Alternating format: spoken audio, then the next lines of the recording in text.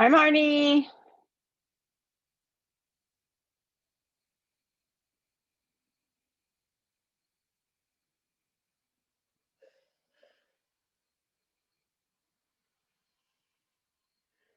You make yours.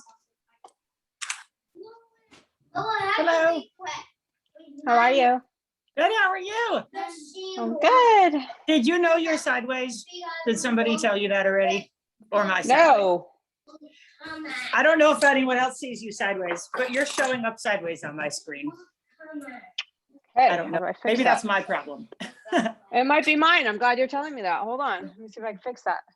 It should be like 10 minutes. Now you're straight because you're angled, but is Oh. anyone else here? Maybe somebody else can see if you're sideways to them. Let me see if I can fix that. Hold on. That's bizarre. I just got a Now you're not sideways. Now you're good. yeah, I got a light because everybody was kind of complaining about the lighting. So, but it sits in the dock sideways. There must be a way to fix that. Oh, well, now you're straight. Now you're straight. Yeah, that's because I'm holding it, but Oh, that's no good.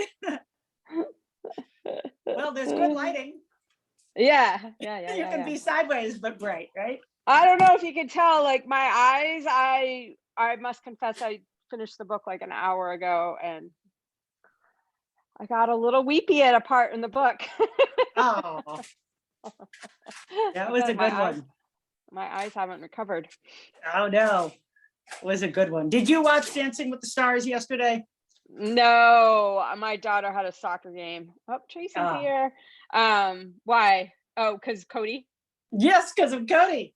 I feel like I watched it on Instagram because there were so many posts about it, but I'm assuming he did really well. He did do well. It was fun to watch. I was nervous for him, but he did well. He's such a performer, so he did. Yeah, totally. Tells you how far Peloton has come, though, doesn't it? Exactly. They actually put Pelotons on the stage during his performance. He started his performance on a Peloton. Well, that's like because I'm sure there was probably like a fear that people wouldn't know who he was, but I said to my family, I'm like, this tells you how big Peloton actually is. Yeah, I feel like most people, even if they don't have a Peloton, know who that is, but maybe not. Tracy, I think you're there. Yes. Hi. Hi, how are you? How are you guys doing? Good. Let me see. Thanks so much for joining us. Of course. Thanks for having me. Oh, there you are. Hi. Hopefully this sounds okay. It does. I was just confessing. I must confess, I finished the book like an hour ago, and I don't know if you can see, but I'm still a little emotional. I'm gonna try and keep spoilers away for those who haven't read it, but yeah, there was a chapter where I was like, oh, I gotta take a minute and collect myself here. This is really right. emotional. What happened there? Yeah. Yeah. I don't know if it ranked too close to home or what the case may be. Yeah. Interesting. Yeah. So well, good.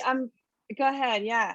I was just going to say, we try to start right on time because I know how precious your time is. And we do record this, and we are now so fancy and have been able to, we were having issues with the cloud and it expiring. So people weren't able to access like our recordings past a certain window of time. And so now we've just fancily moved them to YouTube, which is fantastic, so that we can. Oh, nice. Okay. Yeah. Continue to talk about promote the book, and then when somebody has finished it, we can send them to the YouTube page. So we will be sure to share the link with you as soon as we're done. Awesome. But let's get started. So good evening, everyone. Tonight we're so excited to be speaking with Tracey Lange about your debut novel, We Are The Brennans. And before we get started, I just wanted to officially thank you, Tracey, for taking the time out of your busy schedule to join the Peloton Moms Book Club. And then thanks as always to Jennifer Crowley, my moderator, who does so much behind the scenes. She's already promoting this on Instagram as we speak, I can see. And Lindsay Gerbaki, who up until just recently was sharing her Zoom account with us. So big thanks to them. And then of course, all the moms who've already read the book, supported the book through Book of the Month, recommended it to their friends, and are joining us tonight. And then of course, for the moms who weren't able to join live, but have come back to watch the recording, thank you for joining us as well. So let's get started. Tracey, I was hoping you could maybe just share a little bit about your personal bio and your path to becoming a novelist. Sure. I didn't really jump into it full time until about, I think it was about 6 years ago, maybe a little more. Prior to that, my husband and I had a business that we were running together. So that was kind of consuming, plus kids. But once we were able to step out of that, that's when I decided, okay, I'm going to try to do this for real and full time. And I jumped in, all the way. I found every resource I could. I took some classes. I ended up doing a program, an online novel writing program through Stanford University, which I can't say enough about. Yeah, it was fantastic. It was part-time. It was for people that had jobs or kids or both, so it was perfect. Learned a ton and found a great writers group. And anyway, so it's just those last several years I kind of went at it full time. And then I worked on Brennan's for about 2.5 years, maybe a little more, and workshopped a lot of it with the people in that, in my cohort in that program. And anyway, then I attended a conference and I found my agent, which to me, that was the be all end all. When I had that, I thought, oh, I don't know if I need anything else. But so since then, it's just been super exciting. But that's kind of where it all started. I've always loved to write, but I never really jumped into it until I had the time to do it. The last few years. And how did you have the confidence maybe to have the time to do it? Or just was it you finally had to say, I'm doing this or I'm not? Yeah, I was always drawn to it. And honestly, when I look back at almost all of the jobs I had, including the business we ran, there was so much writing involved, whether it was sort of contract legalese stuff, or for many years, I did the psychosocial assessments on our clients that we worked with, which was kind of telling people's stories too. And so that all fed it. And I was kind of working on my skills, I guess, in that sense. But once we were able to extricate ourselves from the business, I knew this was kind of my chance. So I don't know that I had the confidence, but I was willing to really put the work and the time in and see if I could do it. Awesome. So how about give us a little synopsis or your personal synopsis of We Are The Brennans, and share a little bit what was the inspiration for the book? So I just like quick overview, basically, the Brennans are a big Irish Catholic family in Westchester, New York, and they're a pretty tight crew, probably a little too mixed up in each other's lives at times. And when the book opens, the lone female sibling, Sunday Brennan, is actually living across the country in Los Angeles, and she gets into a pretty nasty drunk driving accident, and she's the driver. And so she's pretty beat up and she's in the hospital, and her older brother, Denny, decides to make the trip across country to check on her and ultimately convince her to come home for a little while. And so after 5 years, she's back. And although everybody's excited to be together again, there are lots of questions about why she left. She sort of took off with little explanation, and it was unexpected. And so her homecoming kind of raises a lot of questions. And the longer she's home, the more she realizes that her brothers and her dad aren't really doing maybe as well as she thought they were. And so some things start to bubble to the surface, and long held secrets start to unravel, and they kind of all have to get honest with each other if they're going to pull through together. So that's kind of the broad overview of the book. And as far as the inspiration, I do come from a big Irish Catholic family, so I know that was a big part of it. none of the characters or family members or, none of the events happened to me or people in my family, but we certainly come from that world. So I felt like I knew it well, and there was lots to dive into. So yeah, I know that played a big part in it as well, as like where the idea came from. And it really just started with that notion of someone who left for years, kind of abruptly, and then came back. And from there, all the questions started to come up, and nail down some characters and built it from there. So that spawned so many questions, because I'm based just outside of Boston in a town called Canton, very, very Irish Catholic town. Right. I'm not from here, but I do happen to also be Irish Catholic. It's so much rang true to people I know, or their family structure. So you definitely were speaking from the heart, and I know that, like I mentioned, I just finished it about like an hour ago, and I can't wait to hand it to one of my closest friends and be like, you need to read this. She's like one of 6. Oh, good. There sorry you about go. that. Yeah. That's my daughter coming home. Oh, no problem. That's my ring telling me she's walking in the door.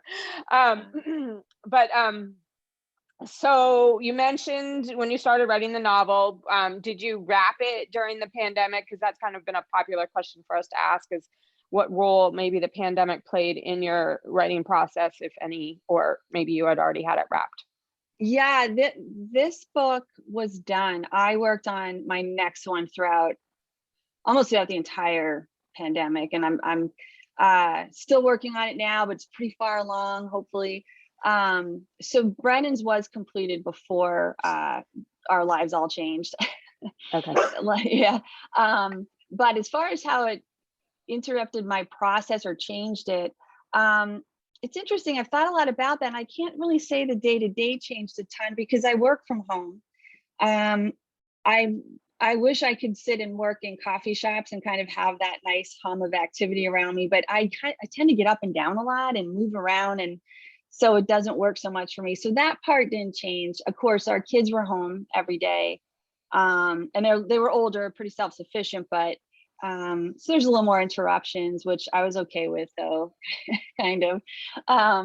But I can't say it changed a whole lot. I do know a lot of people were affected, though. I know writers that buckled down and wrote more than they ever had in their life, and then some that just kind of froze and said, I can't do it right now, too much anxiety or whatever it might be.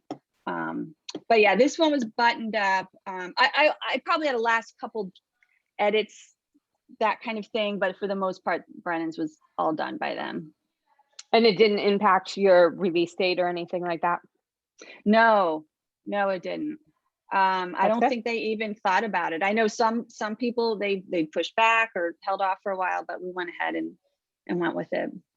Yeah, awesome. Yeah. Well, that's good to hear that you were impacted, because definitely some have been impacted more than others. So that's awesome. Oh yeah, to hear. everybody, Yeah. right? It just, as far as my process, of course, it probably helped me. Yeah, it helped me a ton, actually, because it gave me something to kind of focus on and think about other than what was going on. Yeah, in the bigger world. purpose. Yeah, Sure. definitely.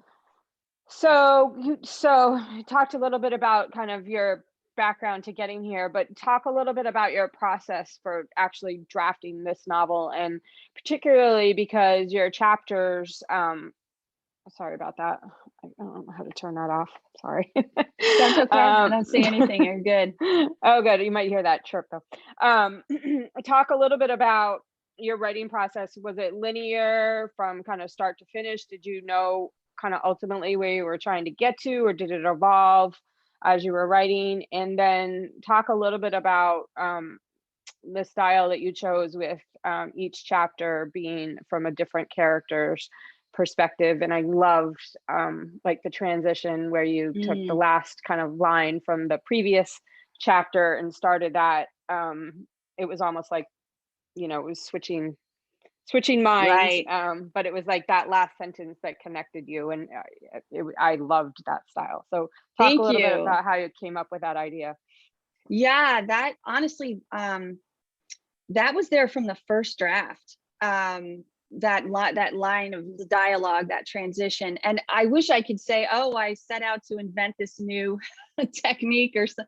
But honestly, I'm pretty sure it was there because it helped me keep the narrative as tight as possible, considering there were so many characters and we were diving into so many heads. I really thought at some point along the way, someone, whether it was someone in my writing group or eventually once I had an agent or editor, I, would say, yeah, you probably need to cut down on these points of view. There's so many and they might be confusing or, but nobody said that. And I thought it was working. So I left it there. But yeah, that line of dialogue really helped me. It kind of gave me a structure of sorts. And with so much going on, it just limited like, okay, these people have to be in the next chapter. And, whose head do we want to be in for these events, so that was there from the beginning. And as was the number of points of view. And again, I thought somewhere along the line, someone would say, yeah, we got to tighten this down a little bit. But anyway, as far as how I started, it was just that idea of someone coming back home after into the family fold. And from there, I really worked on characters. That's typically how it seems to work for me. Get kind of like a situation in mind and then move on to the characters. And I did start with Sunday. And I figured it'd be really interesting for her to be the only girl in the family, full of boys. Denny was probably, I know he was the second character. I wanted a big kind of domineering brother. And from there, I think it was Kale, because I thought, well, what if there's kind of an honorary Brennan, that the potential love interest, and it just kind of all, and then I developed her parents. I just kind of went from there. And when I start writing, I don't really, I didn't know how it was going to end.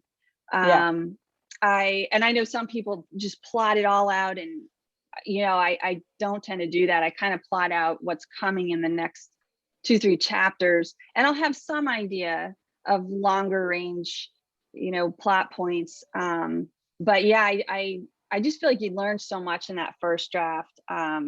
So I can't say I outline it all, or I just kind of have some guiding lights, I guess. But I don't usually know the ending, how it's all going to end, until I'm well into it. So that's awesome. That's how this one worked anyway. Well, I have to say, I felt that kind of reading it too. I'm, was like, okay, how is this, with about 40 pages to go, I'm like, how is this gonna wrap up? Exactly. Right. Yeah. So I like that you didn't maybe necessarily know how you're gonna end the story. So yeah, that's awesome. I wasn't sure. And I'll be honest, even after Celadon bought it, the editor said, I wonder about this ending. And I know we don't want to give anything away in case people haven't read it, but she did say, I wonder if you could try an alternate and just see what we think. And I said, yeah, I'll give it a shot. And it wasn't drastically different, but it was different enough. But as soon as I presented it to her, she said, no, I like your original better. And I felt that way too. So I was relieved. But yeah, the ending's interesting. I've definitely had, some different reactions about it. So yeah, some people like it and some people like, wait a minute, I don't know. So, at least people are talking about it. So exactly. We recently chatted with Laura Dave about the last thing. Yeah, and a similar situation where her ending was kind of controversial, but yeah. I don't know if you've read that book, but I did. Yeah. That's an interesting comparison for sure. Yeah, she has plans for a sequel though, which is one of my questions. So I just saw that, and I've been getting that question myself so much, and honestly, it wasn't ever part of my plan. It's not something I've ever talked to the publisher about, but it's so cool that people would like to spend more time with these characters. And I would. So would I. And they're still up here, I think they always will be. And so with so many people bringing it up, it's just kind of stewing back there. I certainly something I have to think about and talk to people about, but I would definitely not mind spending more time with them. That's for sure. Awesome. Yeah. So do you have ties to Mamaroneck or West Manor? West Manor is, I mean, I've been to Mamaroneck, and is West Manor real? It's a real place, yeah? No, actually, it's sort of loosely, it's in terms of location and size, it's kind of loosely based on Briarcliff Manor. Oh, okay. But I sort of had to just change things enough that I felt like I couldn't quite go with Briarcliff Manor. So I went with Okay. West Manor, the fictional name. But of course, Mamaroneck's a real place. And I had In Katona too. relatives that, yes, in Katona. And I had relatives that lived in Mamaroneck, really all through, some in Westchester and the boroughs and out in Long Island. So yeah, we kind of had a big crew all over, and then a lot of family in Ireland too, in Northern Ireland. So Okay. yeah. So, and it felt natural to me. I haven't lived there. While I left New York a long time ago, I've been back for visits, but that's where I grew up and spent my time. And I just felt like really comfortable placing the book in that world. Yeah. Yeah.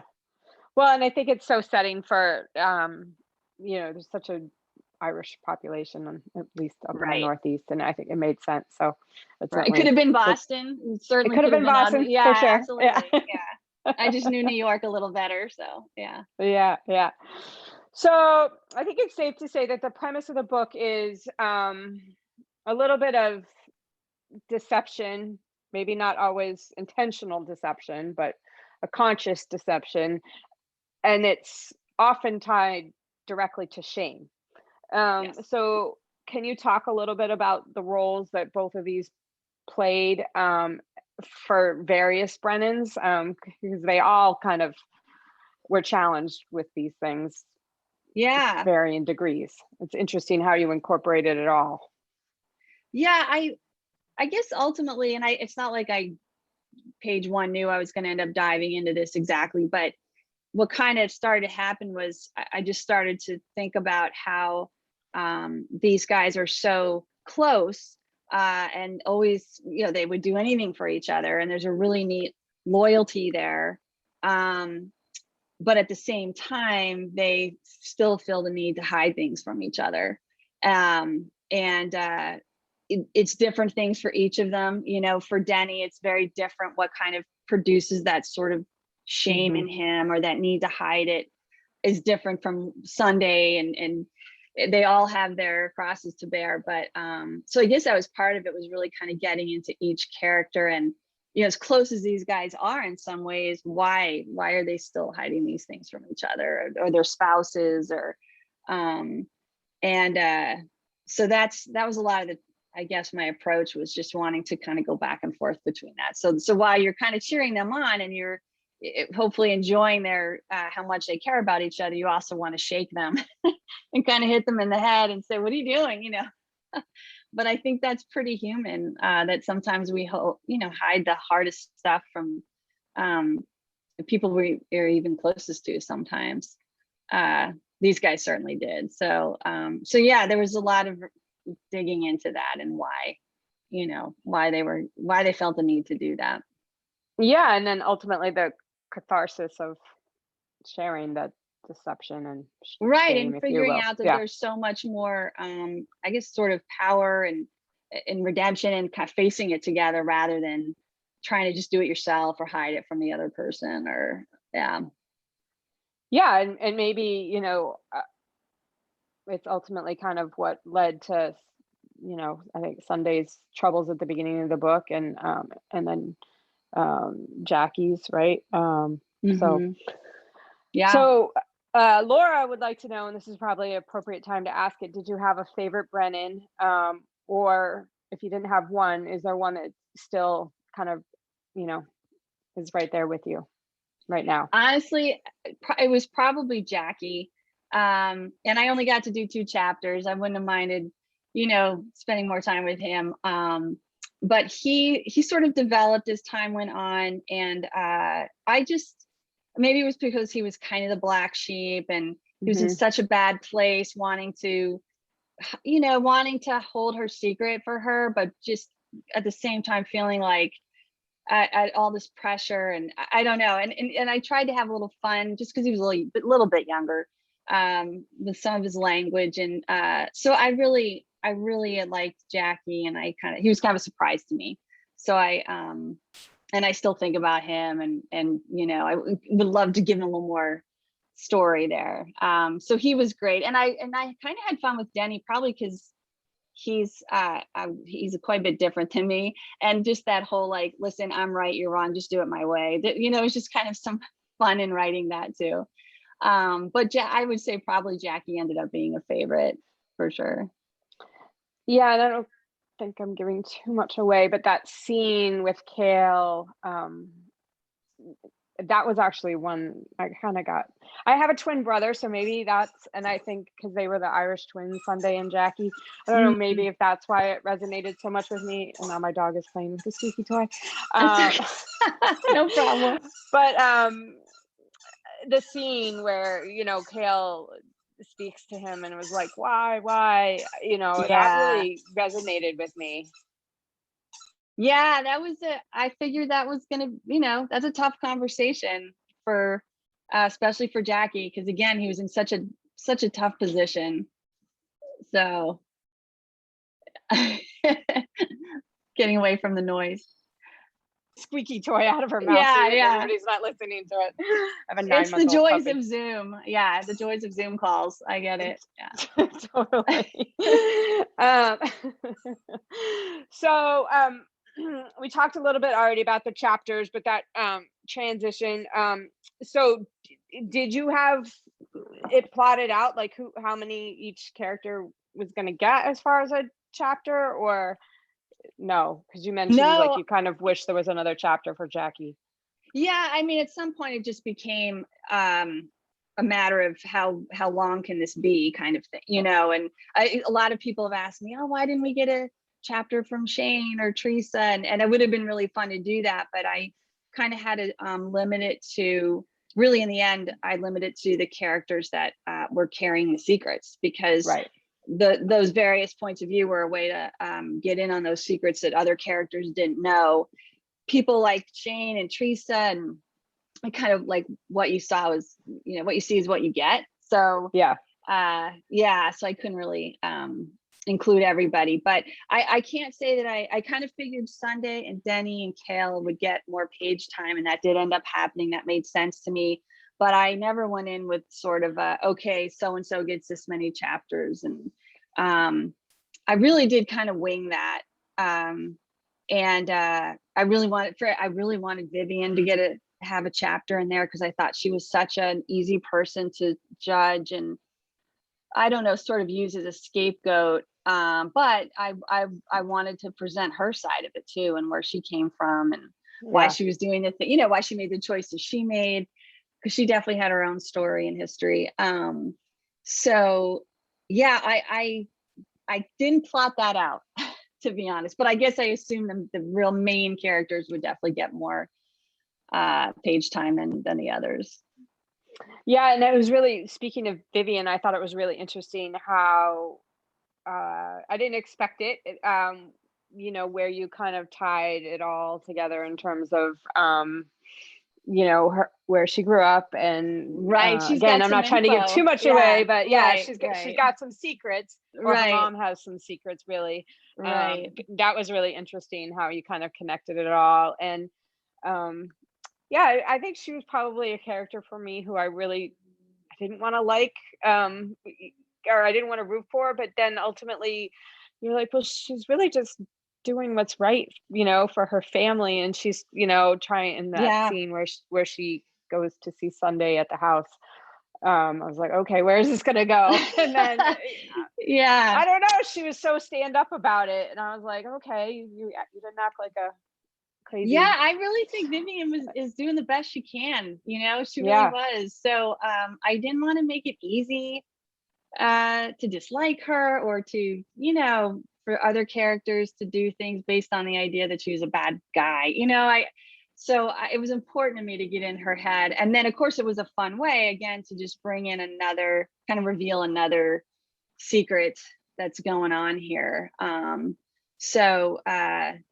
guess when I nailed down, okay, whose head are we going to be in next, that had a lot to do with it. Like, what has to be revealed next? Where do we want to learn next? And was that's why she came in. Billy Walsh a last character to come up, or where was he in your development? He might have been. I knew Denny was going to owe money, and so I guess he certainly developed as time went on. He was early on. He was kind of this. He might have been a caricature or kind of a nebulous, like just someone who Denny owed money, you know. And so he definitely developed as time went on, and I kind of tied him in different, like in that Vivian chapter, what we learned. So he came along later for sure. He was there at the beginning, but just kind of this figure that I hadn't developed yet. And so and then probably the attorney Michael was kind of the same way. Those characters that were a little bit on the periphery, I knew they were there from the beginning, but I still hadn't figured them out. So it took a while. Yeah, so fun. Yeah. Okay, so let's talk a little bit about, you know, it's your debut novel and you find out that you've been chosen as a Book of the Month selection. When were you notified? What's that process like for you? And how do you think how will ultimately change your career as a novelist? Book of the Month was obviously huge. And I had no idea that was coming. My publisher's been amazing. They always throughout just keeping me in the loop and updated, and also getting my take of things like the cover, the narrator for the audiobook. I mean, you know, they've just always been so, they're just a beautiful Love cover. this cover. Oh my gosh, beautiful. I did too. I was like, wow. So anyway, they've always kept me updated, and it was really at the very end of June that they emailed and said, hey, we've got great news, you know, Book of the Month pick Brennan's for July, and which was pre-publication date, but that's, you know, how it works sometimes. And that was just so exciting. And then of course, then July came, and I saw it all on Instagram a lot, which is great. People tag me in great reviews, which is super exciting, you know, and but it's hard. You don't really get a feel for numbers or, you know, where you are in the grand scheme. But then, it just got when my publisher gets excited, I know good things are happening. So they were just getting really excited about the reception and, you know, the popularity and, you know, at one point they sold out and they had to get more. So all of that I knew was good news. But certainly it was huge in the sense that it got me on the bestseller list the week it came out, which, you know, that was amazing. And we talk about something you never really, it's kind of this goal and you think, oh, wouldn't that be cool? But to actually see it, you know, that day they called, I got an email again from my publishing team. And they said, can you jump on an urgent call? And of course I was like, something's wrong. I don't know what, you know, but I jumped on there, all these faces, and then they gave me the news. So it's all super, super exciting. But Book of the Month was huge in that for me. Awesome. Well, we're so glad. Yeah. So glad. Yeah, I mean, with the book club, it kind of, I mean, we have so many Book of the Month members, and you know, oftentimes we'll be, you know, buzzing about what are going to be the selections for the next month, and then I remember, you know, when it was announced, the July selections were announced, and people were instantly, oh, what is this? What is this? What is this? And like instantly, you know, I reached out to Celadon and was like, we got to get Tracey, because people I haven't even read the book yet, and people are buzzing about this. And then I read the description and I was like, okay, this is my kind of jam. So I was like, I was so excited. You know, I'm a Peloton member. I take classes, but I didn't know about the book club. So I was like, oh my gosh, that's awesome. So I was really excited about that. Yeah. It's crazy. Yeah. It's really exploded during the pandemic. All right. So let's see. I have another question here from the group. Do you think you will ever work in the legal or psychoanalysis into a novel? And that would be my next segue into what are you working on now? But do you have plans to ever work your background of legal and psychoanalysis, I think is what she's asking. Yeah, as far as the business we had and the population we worked with, I mean, our business offered everything from, you know, we had psychiatrists on staff for, you know, medication purposes, and in-office therapy. We had people that worked in the home, substance abuse, counseling, treatment, developmental disability. So ran the whole gamut. Obviously I did, but our business did. And so I think all of that, just being around all of that and meeting all these families and doing all these assessments on clients, all of that is in there and kind of feeds Shane, for instance, we worked with families. And so all of that's there. And I see kind of pulling it in. In my next book, there's a character, for instance, with a traumatic brain injury. And it's just part of his daily life. And so I know those things kind of come at least in part from the work we did for so long. So yeah, I think that'll always, it may not be about that specific thing, but I think it'll kind of feed into it for sure. And as far as the next book, I'm fairly far along. My agent's read a couple drafts. She always has great notes. So I'm working my way through the next draft now. And I am diving in kind of with another messy family, though it's very different than Brennan's, whole different dynamics. And at the heart of it is a woman who is, at the beginning of the book, she's released from prison. She spent some time in prison on a drug charge, and she's having to kind of rebuild her life. So that's at the crux of it. But her family's definitely part of it. And, they have their secrets too, but they're very different dynamics from Brennan. So Can't wait. What do you think the timeline is for that? I wish I knew.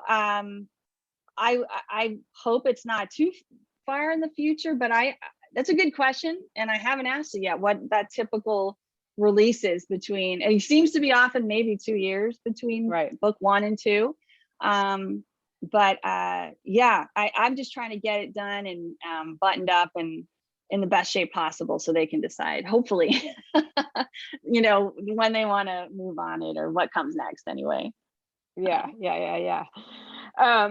So we always like to ask this question, and somebody else wants to ask it in the notes too. Can you talk a little bit about the benefits of writing with your cohort? Do you think that you'll always continue to do that? And then any tips? We do have a lot of group members that are kind of budding writers and trying to get the confidence to, take that big step. So any tips that you can give, be specific or general, whatever you're comfortable doing. Yeah, as far as my own group, I've kind of got a couple different tiers. I've got 3 people that I work with very closely. We're in touch usually every week, sharing work or hashing out ideas. We've been working together long enough that we could just even use our time to say, here's what I'm thinking. And they know enough to be able to talk it through and give you pros and cons, that kind of thing. And I rely heavily on them, and they're definitely part of Brennan's for sure. So hopefully that will just continue. I know I feel like I'd be lost without them for sure. And then I do have kind of another group out of that same program that if I need a reader once in a while, we'll reach out to each other. It's a little more infrequent, but there's just that support is there and accountability. And I guess that as far as any tips, to me, that was crucial, is finding people that get what you're trying to do, and you can benefit each other, and you learn from reading their work and helping them improve it, and of course vice versa. And it doesn't have to be the same genre. I work with someone who writes YA and someone else who kind of writes thrillers, and the point is just being able to a good fit for each other in terms of, here's what I'm trying to do, here's my here's what I'm trying to do, and they can get that and help you get there. So that would be my biggest tip, is to find that group. And then of course, any kind of classes, workshopping in particular, really scary at first, putting your work out there and, getting the critique, and because you focus on only the bad, you just totally forget about any of the good. And but then you get through that and you realize how important that feedback is. So if anyone who's just trying to make a go of it, I think as much time as you can put into it, because you only improve as you go. And then if you're able to get into some classes, some workshopping classes, especially, you don't have to go for an MFA, but just to get that experience of working with other writers and finding your group, so you have that support and accountability, and and just keep at it. If you want to do it, you just have to keep doing it, because there's lots of rejection involved for a while, typically, so you just have to really believe in what you're doing and keep at it. Yeah, some thick skin, right? Yeah, it's Yeah, true. for sure. Yeah. So I did a little research and I didn't see anything, but I have to say that for me, when I wrap this book, this screams movie to me. Is there any talk of film or television rights? There's someone trying to shop it around right now. So we'll see what happens. And I know I've gotten a couple questions of people that might be interested. And so I tell them where to get a copy and go from there. It's a really, really tough world. Yeah. So I think it would be amazing. I mean, what a dream to see these characters come to life that way. So I'm hopeful it would be fantastic. But so far, I can't tell you there's anything in the works or buttoned down or anything like that. I think it would be amazing, but so we'll keep our fingers crossed. But Okay. yeah. Well, I'm not gonna lie. As I was reading, my ties are to Boston, but I definitely was envisioning a Wahlberg as Denny. I've heard that before, for sure. Yeah. I'm not sure which one it was, whether it was Donnie or Mark. I'm not sure, but I was like, oh, this would be perfect casting. So Yeah, I've definitely heard that before. So who knows? It'd be amazing. Well, fingers crossed. Yeah. All right. So one more quick question just came in. If you could chat up any author, who would you want it to be and why? Oh, that's a good question. Ooh, God, there's so many. I'd love to kind of pick their brains. I guess one that comes to mind for a few reasons would be John Boyne, the Irish writer. If anyone's read The Heart's Invisible the series. amazing book, and some of his other ones are amazing too. But just I love his stories, I love his writing, and then of course he's from Ireland, which is just a personal because of my family. So much my family comes from there. I'm so fascinated by the history. I read all about it. So it would be it'd be really cool to talk with him and pick his brain a little bit. But there's so many that, I've been a huge fan of Wally Lamb forever, and Ann Patchett. And but I guess if I had to pick one, and he seems like he'd be fun to go maybe have a beer with. So totally. Yeah. Pull up at a pub, a corner table at Brennan's, and have a chat over a pint. Yeah, he'd know where to go, I think. So yeah, that's a good one. Yeah. All right, I think I've covered everybody's questions. So somebody wants to know if you're willing to share your leaderboard name for the Peloton. You don't have to if you don't want to. Oh God, it's nothing.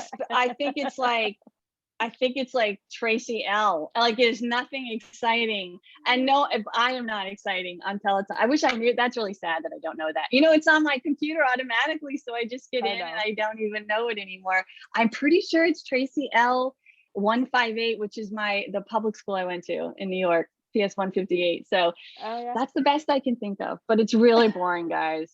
And I've been bad for a while. It's nice, so I tend to go outside more now. But anyway, that's kind of embarrassing. Don't even look at it. So funny. So we always like to end our chat with what you're reading and recommending right now, or what you've recently read and love, and then we'll be sure to share what your kind of current recommendations are. Sure. A couple of more recent ones I thought were really good. One was Razorblade Tears, which that was also a book of the month pick. Just talk about a fascinating layered story with rich, juicy characters. I thought that was great.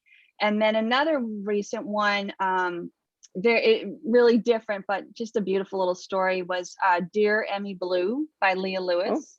Oh, okay. Really sweet, but gets into lots of rich characters too. So I thought that was really good. A couple that are a bit older that I always sort of talk about. One is All the Ugly and Wonderful Things by Bryn Greenwood. That's a favorite. that's probably a lot of people have read that one. And You'd then be surprised though. Yeah. yeah, it's such a good, I know it was controversial. It turned some people off for various reasons, but I thought it was a fantastic book. So I like to mention that one. And another one that's a little quieter, but I thought was another beautiful story was A Complicated Kindness by Miriam Toews. So anyway, those are a few just to throw out there. And then if you're looking for a little suspense, and I bet a lot of you have already read this one probably too, is Long Bright River by Liz Moore. I thought that was a fantastic book. So yeah, it's been around a couple years, but I'm gonna have to add The Heart's Invisible Furies because you want to talk to him. So we're gonna have to add that to your list. that you know what? That's probably one of my top 3-4 favorite. I mean, I just ever? That book, yeah, that was an incredible book. Yeah. Okay. I thought, yeah. And again, it had all that Irishness, which is I always love, so that helped. Yeah. Wait, someone wants to know, how have your kids responded to your success? Oh, that's a good question too. They have been so supportive and fun about it. And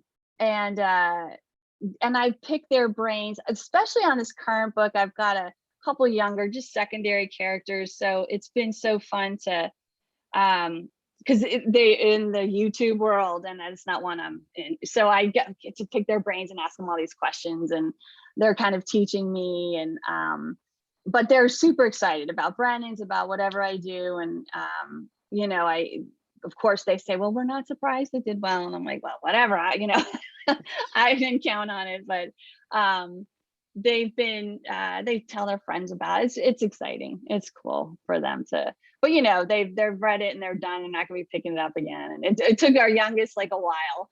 We're like, you ever gonna read it? I didn't want to nag him too much. And finally he did. And because he's not much of a book reader, which I'm trying to change that, but he's got too much going on. So yeah. But super supportive, and they have a lot of fun with it. So oh, awesome. Yeah. Well, this was an absolute pleasure. We are super excited to recommend We Are The Brennans. Thank you. And we will continue to do so and sing its praises. And yes, big congratulations to you on your debut novel. And we can't wait, for that second novel to come out, and we will be cheering for you. And hopefully we'll see you on the leaderboard. And then, when you get, I'm better now. Yeah. When you get news of, the release, we'd love to have you back and chat about your second novel. So thank you. And thank you guys for doing this. It's so great that your members keep it going. And I know you've got some of the coolest people on. I know Chris Whitaker was on recently, and his book was another amazing one recently. Oh my gosh. Anyway, I just think it's great that you're keeping it going. And just seeing all the people that are participating, it's terrific. Yeah, it really is. Yeah, it's really crazy. Talk about people lifting each other up. Like everybody's absolutely been so supportive, and it's been great we've talked mostly to female authors, but Chris and we had Alex Michaelides. Oh, sure. Kind of the two men we've talked to this year, but for the most part it's been women. But it has been interesting to hear about the groups that of writers that work together, and and even just initially Ellen Hildebrand was really supportive in kind of getting this going and connecting me at the beginning with other authors. And oh, nice. It's just everybody has been, oh, well, I'll introduce you to this author, or I'll introduce you to that author. And there's never terrific. animosity, or I don't want to promote this book, or I don't, it's just I agree. Like such a healthy community of support. So it's been that's really been fun my experience so far. Yeah, for sure. Yeah. Awesome. Yeah. Well, thank you. Have a great night. Thank you guys so much. We'll talk to you soon. Okay. All right. Bye-bye. Bye.